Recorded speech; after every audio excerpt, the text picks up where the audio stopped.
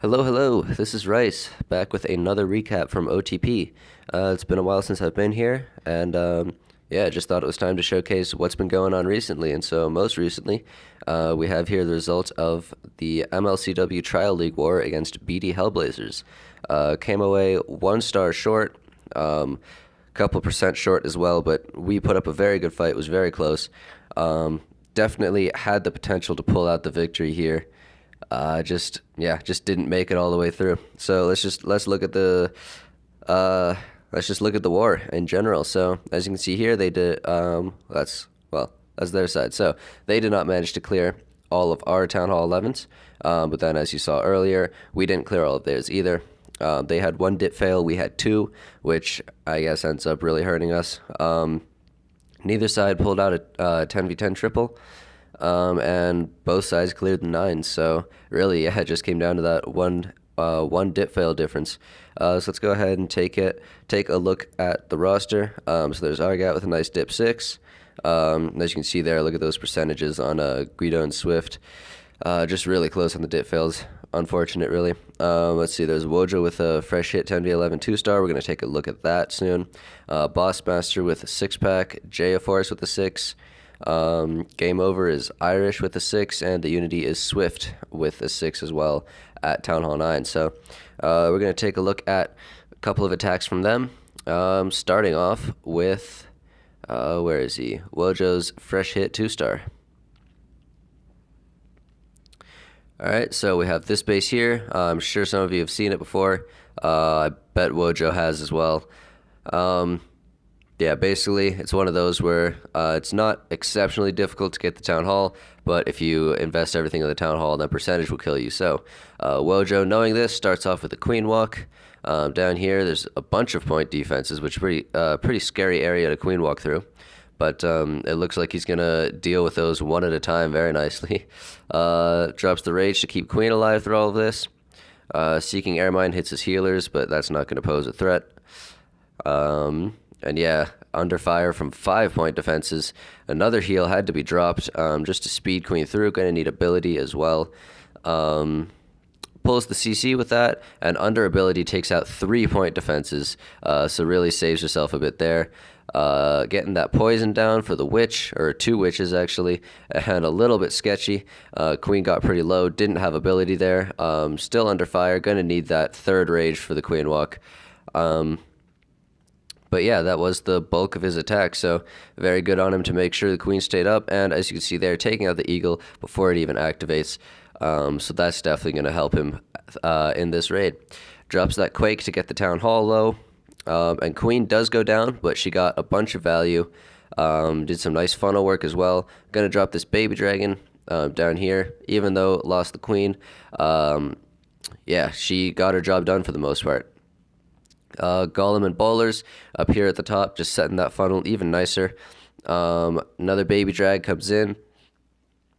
I think his original plan with the Baby Dragons was for percentage, but they come in handy when funneling as well, especially when Queen took out like 5 Archer Towers. So yeah, that works out nicely. The Golem and the Bowlers, the healer switched over, and so they're getting a lot more work done than I think he may have initially planned for. But also he didn't use a rage on them. So in all, that worked out well. Drops his Valkyries, got some CC Bowlers behind. The Bowlers are going to take a bit of a walk. Didn't get those buildings on the outside down, but the Valks under Rage with the BK are going to hop in there, nice jump to get them right into the Town Hall. They're going to stall for a second on enemy BK before finally hopping that wall. And with their dying breath, they're going to swing a few times and take the Town Hall down. BK, with the final swing there, gets the Town Hall, and he's at 55. And let's just speed through the rest of this raid. I think he makes it to, 56. Check out that gold mine there. And that'll do it. But great hit to Wojo. Got the fresh 2. Yeah, very nicely done. Way to stick with the raid, even though his Queen went down. And next, how about we take a look at Danny's not fresh hit, sorry. But Danny also got a 10v11 2-star, so let's take a look at what he did.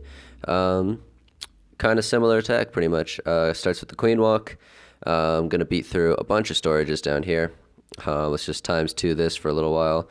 Drops the Rage to keep her up. Yeah, was tanking a couple point defenses, needed that rage. Just focusing his time and attention on the queen walk.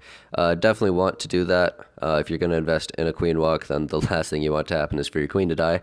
So, yeah, just hanging out, dropping rages whenever he needs them. Gets double use out of that rage for the wall breakers. A little weird because they targeted different walls, but he did get the wall open. Queen, after she takes out this storage, I think she should go in. Or no, going to take out the archer tower and keep going along the outside first. Doesn't look like she's going in at all, you guys. But that doesn't phase Danny. Drops the baby dragon just to kind of help her along. Needs to save that last rage spell because he does have some Valks in this attack. Doesn't want to use all his spells on the queen. So a little unfortunate. I think he definitely did want her to go in and set that nice funnel on the inside because it is a ring style base. Didn't want all his troops running around the outside and just not touching the town hall. Dropped his king and some bowlers up there. I think he had a golem with him as well. Golem's already down, but everything else kind of converging into this corner. So nice save on the wall break there. Drops that final rage to speed everything through. Has dropped his Valks, got his boilers down. He's going to take out that Inferno. King goes down, freezes the Eagle, and his Valks are all gone now too, but he's got some bowlers in there. Drops his final Valk, and the Valk's going to get hung up on the skeletons. Uses the Queen ability, is going to get the Eagle down, and then Queen can reach the Town Hall from the outside where she is now. So that works out very nicely for him, and that'll do it. That's all he needed. Got the Town Hall, already had the percent, so there's the 52% 2-star to Danny. So nicely done on that attack.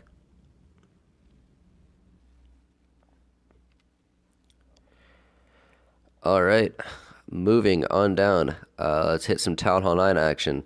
Let's see. Let's look at Zero's hit, because what would this recap be if we didn't have Irish using some witches in it?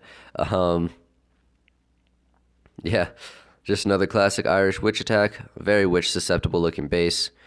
Gonna get those golems down. No healers, so it's not a witch slap. It's more of like a Town Hall 9 Gobo witch.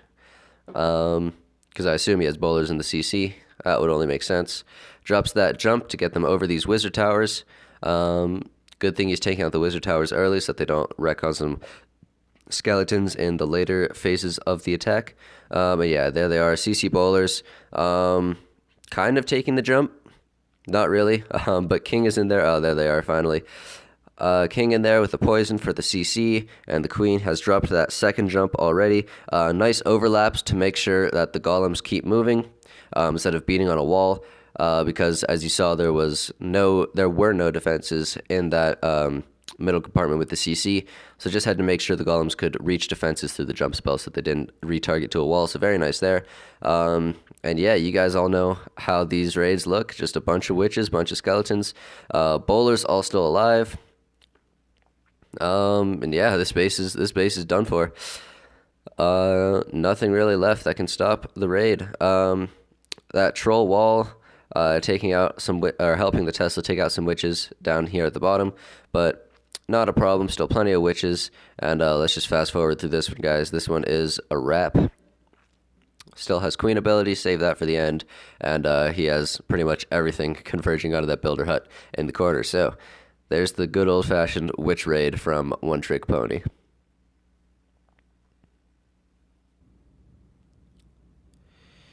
And so for the final attack in this recap, what should we look at? Let's look at Swift's fresh hit on this base, number 14. So this one was another witch attack, of course. What else do you expect? I'm just kidding. One Trick Pony does a lot of stuff, but witches have the most success. Fresh hit, and so that's what we're looking at here. But what's interesting about this one, Swift bringing a couple new things. First of all, he does have the healers on the witches, so it is more of a witch slap. And also he has that P.E.K.K.A. to go into the core along with his heroes and with the bowlers. And I assume he did that just because his heroes are a bit lower level. He does not have those max 30-30 heroes. So the P.E.K.K.A. is going to go in there and help do a bunch of damage. So he's already had to pop that King ability. What King's in there with the Golem as Queen is just yeah, picking off some stuff on the outside, and she's going to roam around. She's not going to actually go in. But the bowlers are in there. His king is already down. The Pekka's on half health. Drops that Skelly for the queen. That was also a nice touch. Making sure she doesn't ruin his raid. Yeah, healer, well, one of them ate an air mine up there, but he still has one healer up and some witches. Witches down here doing all right. They don't need anything. No healers down there because of all those air defenses that would have just taken out the healers, so would have been a waste. Queen still going up top. Yeah, everything in the core has died, and pretty much just got the two sides that are going to swing around. They can reach pretty much everything. His witches and skeletons have broken in down here, so no problem reaching stuff there. A little bit unfortunate that all the skeletons decided to run out, and so all of his witches down there are just going to get picked off by that cannon, that archer tower. And this one gets pretty close towards the end, you guys. He basically just has his queen. With her ability, he's going to probably need to use that. Yep. Has to use the ability there, but he has a wizard, he has a few witches, and that healer is probably the MVP of this raid, you guys. Keeping everything alive, making sure that this raid actually succeeds. Another air trap, some more air skeletons, but the healer stays strong throughout. And yeah, he's going to finish this one off with 3 witches and a queen and a healer. All those skeletons, yeah, pretty much just going to help beat through the wall, and he's going to finish up on this gold mine and the air defense. Healer finally goes down, but a worthy sacrifice. Kept the raid alive, and very nicely done. Also did not have a heal spell that raid. Went with 2 jumps and 2 rages for the core. So yeah, good base identification. Made some tweaks to his plan, like bringing the healers on one side only, bringing the Pekka, bringing the Skelly for the queen, and so yeah, good base identification, good planning to Swift.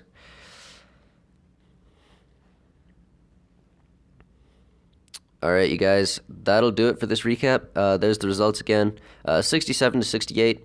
Not a terrible performance by any means.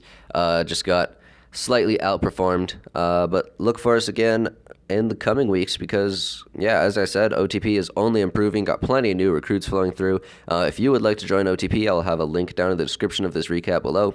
And yeah, that'll do it for me. I've been Rice, and I'll see you all next time.